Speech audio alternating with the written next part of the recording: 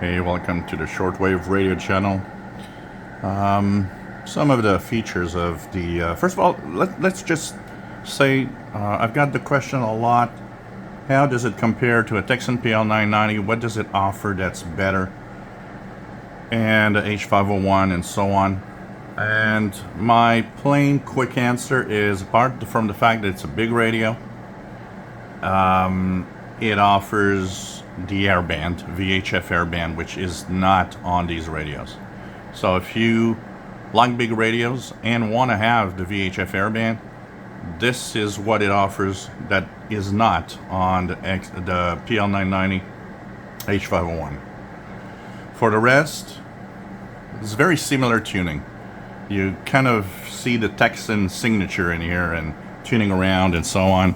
The other thing also, which is kind of cool, is you can go to a time signal station, and if you get a tone or get the proper, you can calibrate the frequency display, which is really nice because once calibrated, it has the precision of ham radio gear, basically.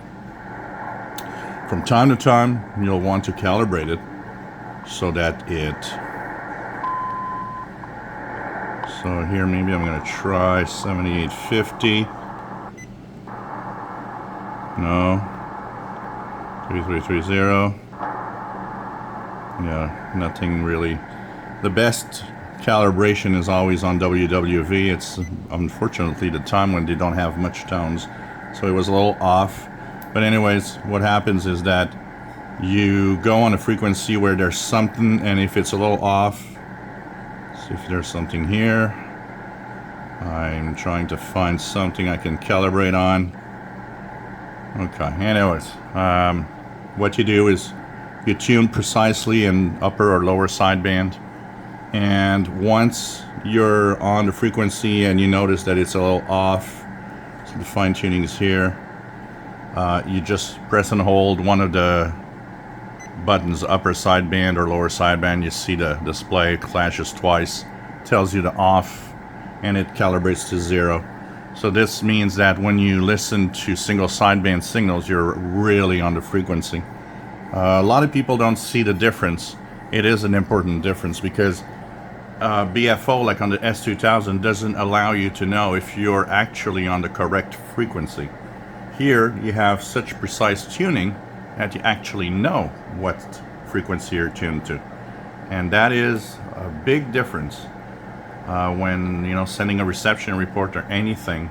If you want to get ham radio QSLs or utilities, you'll need to know if you're on the frequency precisely or not.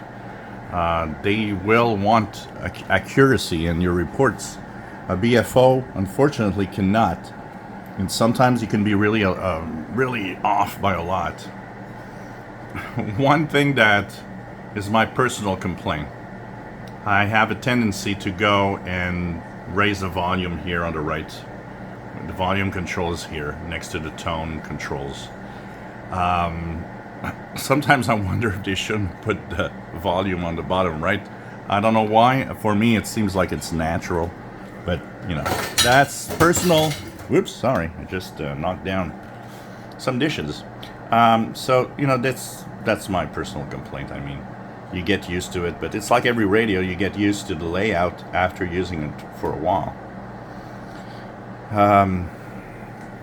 So having fun. The S-meter is kind of a funny response to it. It has a little delay, so when you actually tune something, so let's say I get out of sideband and I go tune 780, it has this little kind of delay where it kind of looks weird. I wouldn't use that S-meter apart from the fact that it just makes it look sexy, because it's not much of a useful S-meter, if you could say. And I often use my ears more than anything else. So let's go back to 10051. I think I was in lower sideband. So here we go. Okay.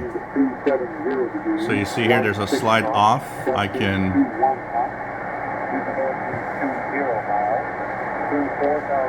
That sounds more natural with Gander radio. So I'll press the upper sideband, hold it, and the radio will calibrate itself so that everything is all right. And it's a good calibration, and if you move around in the frequencies, you'll notice that the calibration stays pretty good across the bands. Of course, the further away you get from the frequency you calibrated, sometimes it's a little off, but you know, you have the option to calibrate, and that is I think one of the most interesting options that Tecsun has on its radios, that lets you have precise frequency readout.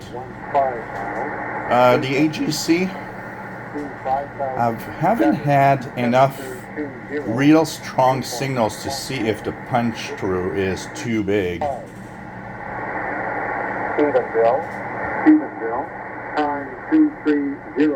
It punches a bit, but it seems to be less harsh than the Tecsun PL990 in H501 for some reason, but it does punch a little bit.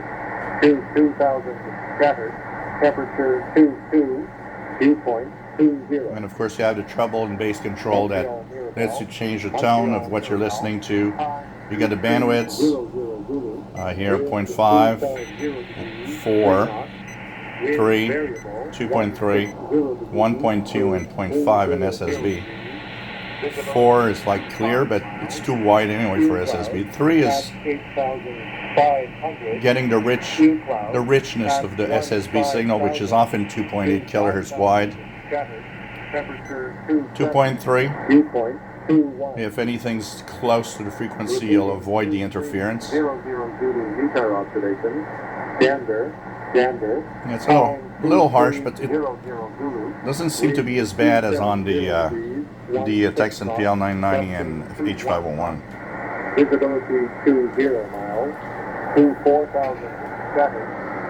Radio has more than 9,000 memory channels, by the way, if you want to store frequencies in different pages, 40 some pages I've read.